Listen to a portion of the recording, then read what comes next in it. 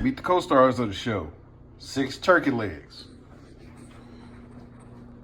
I'm gonna hold the camera in my hand so I can go through this pretty quickly. What you're gonna need: cloves, peppercorns, 1 bay leaf, cinnamon stick, brown sugar, an orange, some pink Himalayan salt, and some coarse sea salt. Let's get it. All right, pay close attention.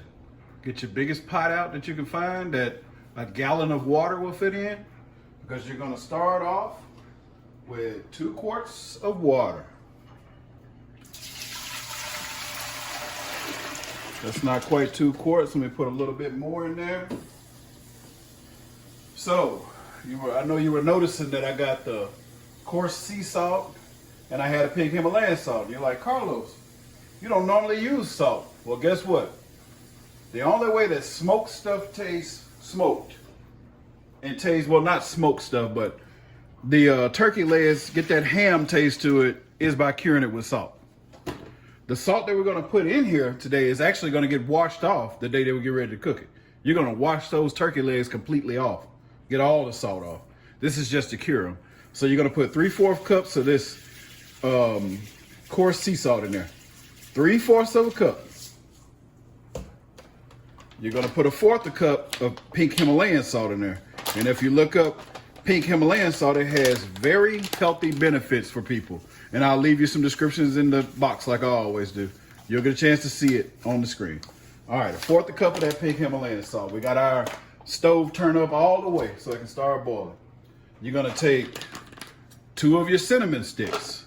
And if I'm going too fast, don't worry. I'm going to leave you the recipe at the end. I'm going to take 2 of your cinnamon sticks. Throw them in there. All right. Dropping stuff. Don't worry about it. I'll clean that off. All right, so now you're going to take, well, that's half of a bay leaf. The other end broke off. So we're going to put a whole bay leaf in there, or either a bay leaf and a half, whatever I can grab out of this little thing. There's a little piece of one. So that little piece of one and that half one that I broke, that makes a whole bay leaf. 1 bay leaf. Don't go crazy with the bay leaf. You don't want it to be really strong. All right. Peppercorns. You're going to put 8 to 10 of them in there. Drop them in. Cloves. You're going to put 8 to 10 of them in there.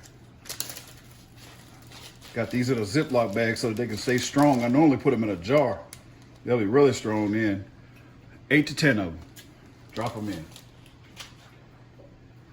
I'll save that brown sugar for last because I got to dig it out of there. So then you're going to take your orange. You don't have to go find the sweetest orange in the store. Peel that sucker and throw the peels over in there. Don't be alarmed if you get some orange off of on there. It's fine. Eat the orange. You just want the peels in there. It's good for you. You need the vitamin C. All right, throw that in there. Well, Carlos, I don't like oranges. Well, throw it in the garbage if you don't like oranges, unless you got somebody else in the house that do. Let's see. All right, get all that out of there. Even that little cork piece that's stuck in the orange, throw that in there. Set that orange off to the side. Now, I'm gonna dig out this brown sugar. You're gonna put like 2 cups of brown sugar in there, which is gonna be almost this whole jar just about. So let me get a spoon that's big enough. Scoop that out. 2 cups of brown sugar. This is what's gonna give it the caramelized look and the wonderful taste. Come on, let's get that brown sugar out of there. I'm throwing water everywhere. All right, just a little bit more. There we go. All right, get all that stirred up. And you're gonna bring it to a boil. At this time, whatever container that you have that holds 2 quarts, fill that container up full of ice and then put water in there with it, because you're gonna shock chill this brine. That's what it's called, shock chilling.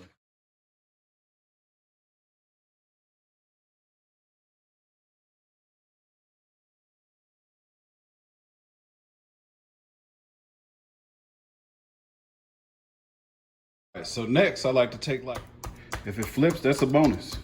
Didn't even have to do it with my hand. Look at that. It's magic. Anyway, get those bad boys poked. All right, Cravers and Seasoning gang. You can see all that steam jumping off that pot. Give it a nice little stir. It's nice and hot. Nice and hot. It should smell like some of grandma's tea back when you was sick. She was trying to get you well. Now you want to take your 2 quarts. Well, no, hold on. First, going too far, getting ahead of myself. Turn the stove off first. Now you want to take your 2 quarts with the ice in it. Dump it in there. Be careful, don't scald yourself. Okay, move that to the side. Stir that ice in. Just gonna cool it off. Take this and pour it over this. Fill it up to about right there, just until it comes up above it. You don't want it spilling inside your refrigerator. But make sure you scoop out all your goodies. Like get you a strainer or something and get your orange peels, cinnamon sticks, bay leaves, peppercorns and stuff out of there. And you see how much brine I have in there? You just wanted to cover them. And after the first day, reach down in and flip your turkey legs over so you can make sure each part of the turkey leg is getting soaked, you know, so it's not like a suction cup against the other piece of turkey. All right, Cravers, it's showtime. Smoked turkey leg day. You're gonna need a spray bottle, some apple juice. Yeah, I had to have a cup of it, sorry. And those turkey legs. So the first thing you're gonna do, take those turkey legs to the sink, wash everything off like you would normally wash your meat, but don't use any meat wash, lemons or vinegar or anything like you wash fresh chicken or fresh turkey. We've already done that. You just want to rinse that brine off and just rub them with your hands and just wash all the salt and brine off of them. And then we're going to meet you out at the smoker. I've heard some people say that they cook these in the oven at like 250 degrees on a roasting pan, but I never tried it, so I wouldn't tell you that. But I think they have the same effect. Anyway, we're going to be cooking these inside of the smoker, possibly around 250 to 300. Just depends. You just check your smoke, make sure they're not cooking too fast. And what we're going to be doing with this spray bottle is spraying that apple juice on about every 30 minutes. So if you put them in the oven on a roasting pan, you'll still need to spray them with the apple juice to get the effect.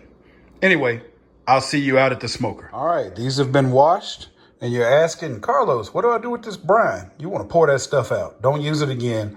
All the impurities from this meat, the old blood and everything came out into that. So we got the beast back out today. That sucker's old, boy, but it gets the job done. I like using this raw oak hardwood lumps instead of charcoal. I like using a little bit of apple pellets that I put inside this little pellet holder and pecan wood at the end. This is my little pellet holder that I was telling you about. Just load them in the top there and set them to the side if you don't want to go buy a lot of wood. So basically you just pour these in there and fill it up. So we got that bad boy lit. If you want to learn how to light a grill and smoker, I made a video, I think like 2 or 3 before this one. So just reference back to that and it'll show you how to light this thing. Some old green onion in there and threw it over in the water. It's just gonna make it smell really good while it's out here cooking. No sense of throwing it away when you could burn it up, right? And I even had an old purple onion in there that I'm gonna throw right on the fire. All right, so as you can see right here on my thermometer on the outside of my smoker, it pretty much tells you what you're doing wrong or right. So right here, right at 200, it says that it's smoking on this one. Because it gets hotter than others, you don't want it to go up past 200. On some smaller smokers, you may want to do it like 250. But you see, if you go past 200, you're actually barbecuing. And if you go up to 350 degrees, you're actually grilling. So you don't want to burn those turkey legs up. So you just adjust your spout, your stack up top. When the temperature starts going up, don't let it go past 200. All you have to do is adjust that stack. Open and close it to get to the right temperature. We got that smoke stable. Put them all the way in the back, the turkey legs. And you want to leave them in there for 30 minutes and then come back and spray them with the apple juice. You don't have to flip them. You flip them after the first hour. So 30 minutes, come back and spray with apple juice. After the first hour, flip them, spray them again. All right. All right, so while that's cooking, I like to take my pan that I have my turkey legs in. You don't have to do the same thing.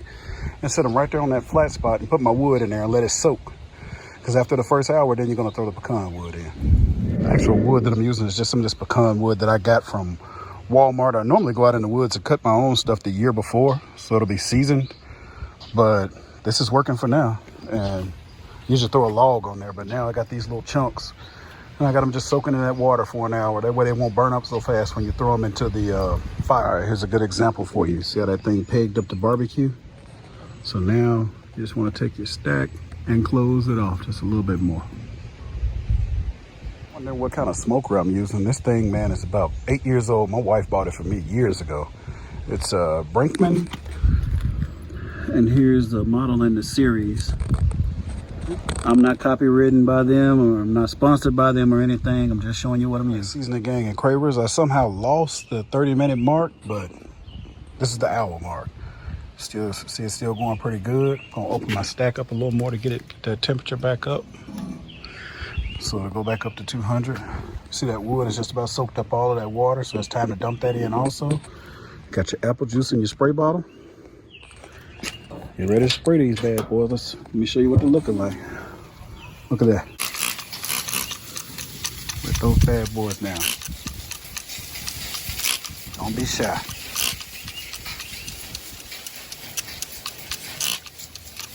I couldn't hold the camera and show you that, but they've been flipped. Now we're gonna wet this other side down.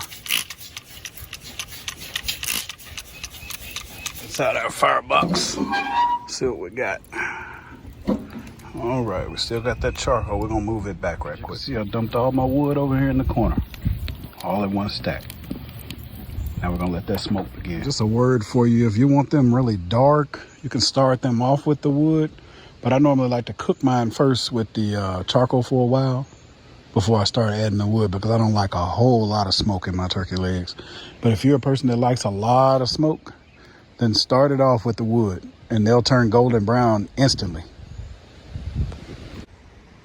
All right, Cravers, it's been about an hour and 30 minutes. Let's get this bad boy opened up. See what they're looking like. Oh boy, when the smoke clears, the color is coming in. They're not getting burnt. They're getting that golden color. So when you see them start getting a little dark like that and lollipopped, as they call lollipop chicken, move them away from the fire all the way back over here in this corner, because as you can see, that fire is still down there. Let's go ahead and spray these bad boys again.